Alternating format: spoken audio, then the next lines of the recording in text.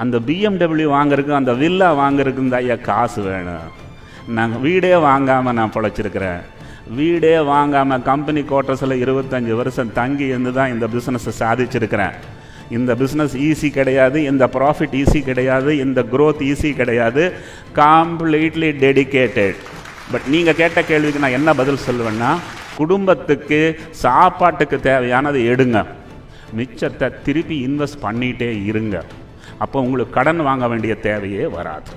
அப்படியே கடன் வாங்கினாலும் உங்களுக்கு ப்ராஃபிட் 1 கோடி வருஷத்துக்கு வருதுன்னா நீங்கள் 10 கோடி கடன் வாங்கலாம். ஏன்னா அந்த 10 கோடிக்கு 1 கோடி வட்டி கட்டணும் இல்லை, வட்டிக்காவது பணம் இல்லைன்னா நாளைக்கு குட்டிச்சவராயிருவீங்க. So that's my input. அதுதாங்க ஆர்ட்டு. அவனுக்கு வேலை செய்கிறவங்க ஃபீலிங்கே வரக்கூடாது, வேலையை வாங்கிடணும். ஆச்சா, தமிழில் ஒரு சீரியல் வந்திருக்குன்னு நினைக்கிறேன். மாமியாரும் ஒரு நாள் மருமகள் தானே. நானும் 15 வருஷம் எம்ப்ளாயாக தான் இருந்தேன், அப்புறம்தான் எம்ப்ளாயர் ஆகியிருக்கிறேன்.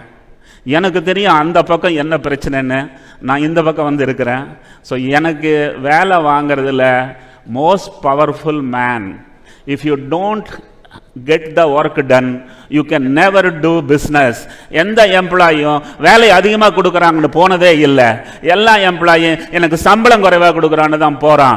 அவங்ககிட்ட டபுள் வேலையை வாங்கி டபுள் சம்பளத்தை கொடுத்து பாருங்க, அவன் உங்களுக்கு தேங்க்யூன்னு சொல்லுவான்.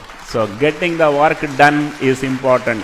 If you want to do successful business, 2 things you have to do. You have to have more people than needed. என்ன அர்த்தம்?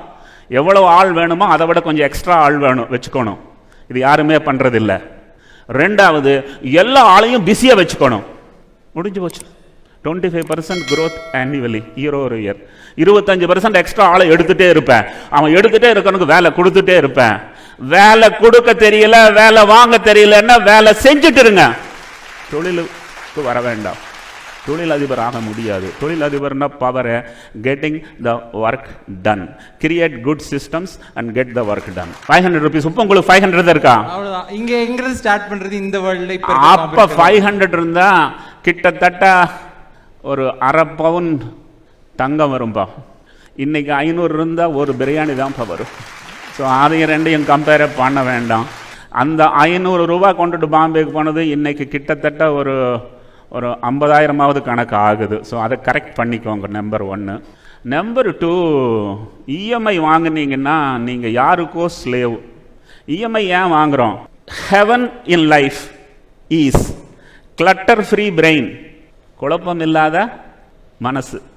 ஃபியர் ஃப்ரீ ஹார்ட், பயம் இல்லாத மனசு. EMI free life. இஎம்ஐ இல்லைன்னா ஹெவன். அது அனுபவிக்கிறவங்க மட்டும்தான் தெரியும், மற்றவங்களுக்கு தெரியாது. ப்ளீஸ், இஎம்ஐ ஏன் வருது தெரியுமா? யாராவது சொல்ல முடியுமா சிங்கிள் வார்த்தையில்? To Impress the neighbour. But they don't understand the neighbour never gets impressed.